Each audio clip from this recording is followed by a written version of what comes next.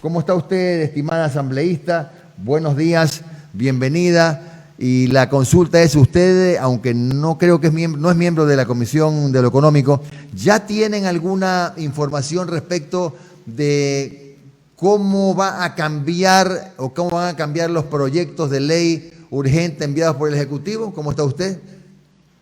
Muchas gracias, Jimmy. Buenos días. Un saludo afectuoso a toda su audiencia. Permítanme, ante todo, solidarizarme con aquellos guayaquileños, con toda la provincia del Guayas, los ecuatorianos que han perdido a sus seres queridos. Efectivamente, no soy parte de la comisión, pero soy quien presentó una propuesta integral precisamente para enfrentar esta crisis que ustedes saben ya la veníamos arrastrando, una crisis económica con la baja del precio del petróleo, los ingresos prácticamente idos por los suelos. Nos cae esta pandemia en los momentos más difíciles del Ecuador, con 4 de cada 10 ecuatorianos sin empleo, 4 de cada 10 ecuatorianos sin agua potable y alcantarillado, lo cual lo hago énfasis porque en este momento en que se pide, se exige que haya procesos de limpieza, que haya que la gente se lave las manos, ni siquiera lo pueden hacer porque no tienen agua potable y alcantarillado. Entonces, en este momento yo presenté una propuesta que llevaba sobre todo a conformar un fondo para poder enfrentar esta crisis. Y ahí la diferencia con el gobierno. El gobierno hablaba del fondo, pero no llegando a todos los sectores. Yo creo que en este momento todos los sectores tienen que colaborar. Es el momento de la unidad, pero también de la solidaridad, del que más tiene o el que tiene medianamente para poder aportar a los que nada tienen. Nos encontramos, Jimmy, y tú conoces, el país conoce, no tenemos reservas, no tenemos recursos, no hay de dónde prácticamente cubrir esta problemática económica. Entonces, en la comisión se ha aceptado parte de mis propuestas. Una de esas es la conformación del fondo con un tema para no afectar la economía también de los contribuyentes, y es que se les dé un crédito tributario. Es decir, quien aporta desde $720 recibe un crédito de los $8 que aporta, para que luego en el pago del impuesto a la renta en el año 2022 pueda ser parte de ese pago. Igualmente en la contribución de las empresas y en la contribución de los servidores y empleados privados. Pero, asambleísta, pero ¿cuáles fueron puntualmente los cambios, aparte de que la base subió de 500 a 720? Entendemos que policías y militares ya no están exentos, solamente quedaron los trabajadores de la salud exentos de esta contribución voluntaria, ¿verdad? Sí, ese cambio, por ejemplo, es importante porque nosotros partíamos de que efectivamente a todo el sector salud se le deje fuera, pero ustedes conocen, ¿no es cierto?, el grueso de los empleados públicos está justamente en seguridad, Fuerzas Armadas, policía y también educación. Si se les dejaba a esos estamentos fuera, realmente está básicamente el 80% de la burocracia fuera. Creo que es importante que más bien se inmiscuyan y todos aporten, y de esa manera inclusive el aporte es menor para cada segmento. También es un cambio importante que todos los aportes que vienen de los empleados, es decir, de personas naturales, van a apoyo directo a través de la entrega de bono a personas también naturales y en general a los sectores vulnerables, pero todo lo que es la contribución de las personas jurídicas, de empresas y de sociedades, va directamente a un crédito productivo en la Corporación Financiera Nacional,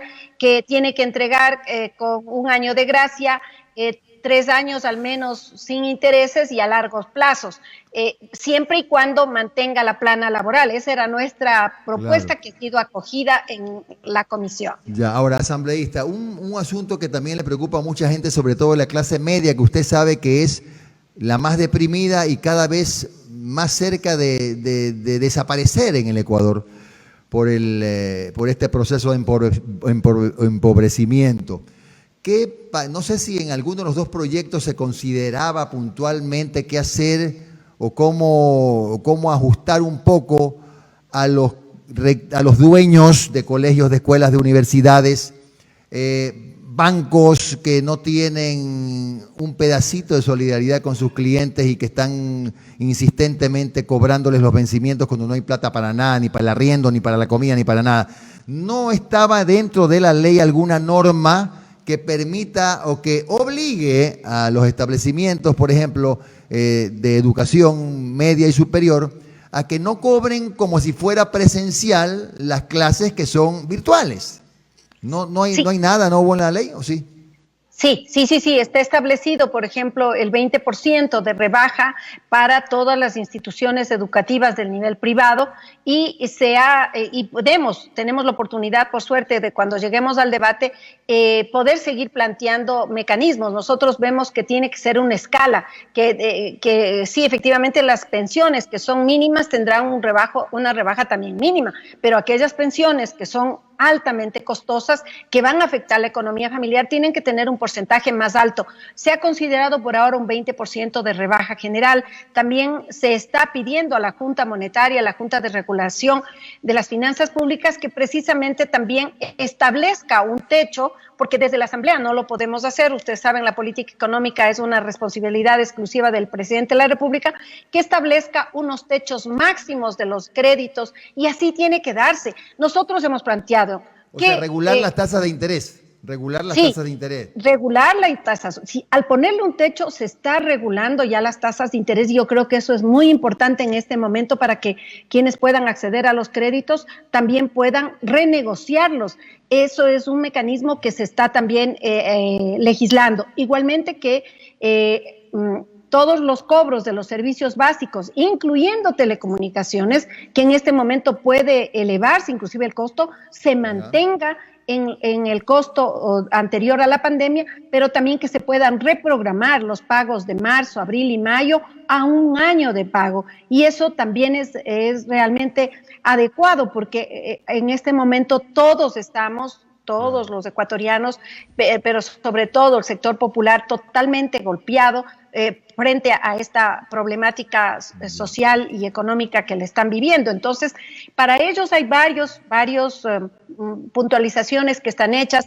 Por ejemplo, la matriculación de vehículos también queda extendida para el siguiente año. Se difieren básicamente todos los pagos que se puedan hacer, y creo que lo que en este momento también nos tiene que llevar a pensar es cómo logramos que este fondo rinda de la manera más efectiva, que creo que ahí el presidente en la propuesta, y no se ha variado, es de que va a tener 5 veedores, y nosotros lo que estamos planteando es que esos veedores realmente sean transparentes, sean personas que puedan informar en tiempo real lo que está gastándose. Ahora hay los mecanismos para que eso ocurra, pero también es ¿a quién entregamos este fondo? Claro, el gobierno. Eso le iba a decir, justo asambleísta iba a eso. O sea que vamos a tener comisión de notables. ¿O cómo se va a seleccionar a quienes van a controlar la administración del fondo?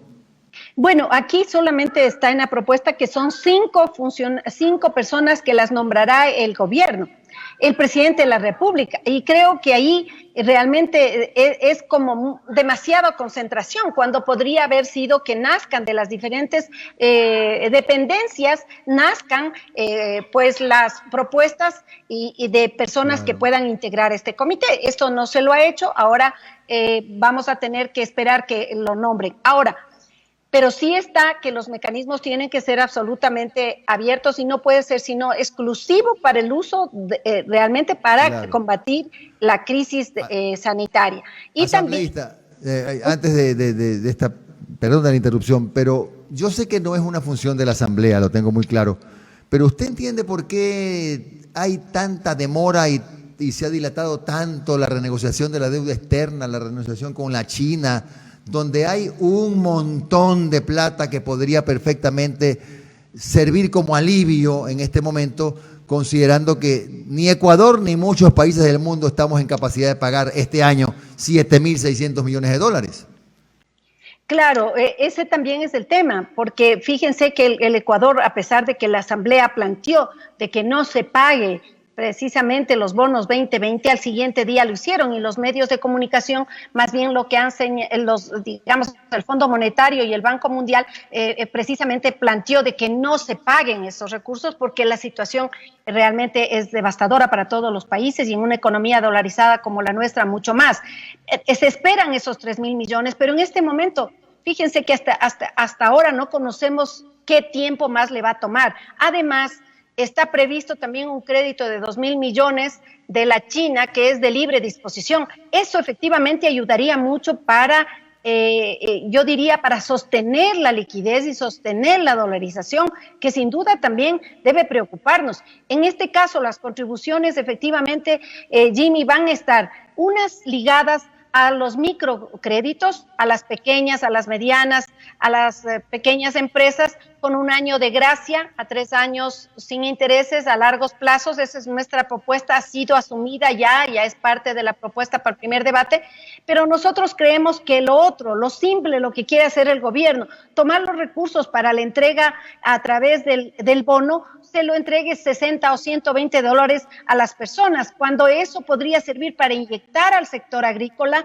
Nosotros decimos que compren la producción a las pequeñas unidades familiares agrícolas, pequeños ganaderos, pequeños agricultores, piscicultores, pescadores, se le compre su producción, se hagan canastas de alimentos y se entregue a los sectores vulnerables. De esa manera, estos grandes recursos que yo me atrevo a señalar solamente como una cifra, 200, 300 millones, se inyectarían a ese sector que ya está golpeado, pero no es lo fácil entregar los 60 dólares que posiblemente vayan a las grandes cadenas de supermercados y no están contribuyendo a activar, a fortalecer la producción de los sectores campesinos. La última pregunta, asambleísta Andrade. Su bloque, si es que se dan estos cambios que usted está planteando y si en el Pleno pues se mejora todavía más la propuesta de estos dos proyectos, ¿va a votar a favor? Efectivamente, yo le debo señalar que estoy absolutamente consciente de la necesidad realmente de aportar y de colaborar. Tan es así que mi propuesta, esta que la estoy esbozando y que también ha sido ya parte asumida por la Asamblea Nacional, la presenté el 22 de marzo, es decir, 16 días antes que llegara la propuesta del gobierno, porque ya se veía y se avisoraba la crisis.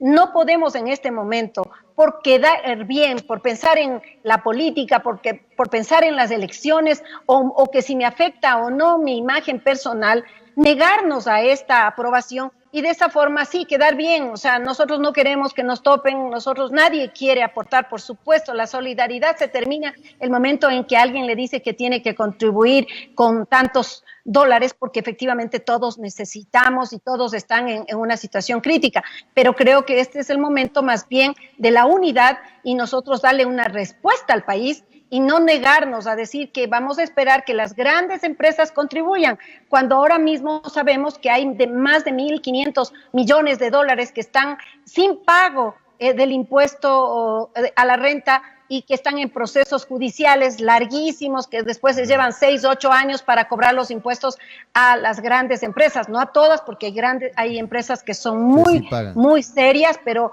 de las otras no. Entonces, por eso se hace necesario esta generación del fondo, de esta contribución solidaria de todos los sectores, pero que a la larga va a devenir en beneficio de los sectores vulnerables. Asambleísta, esta es la última consulta de verdad.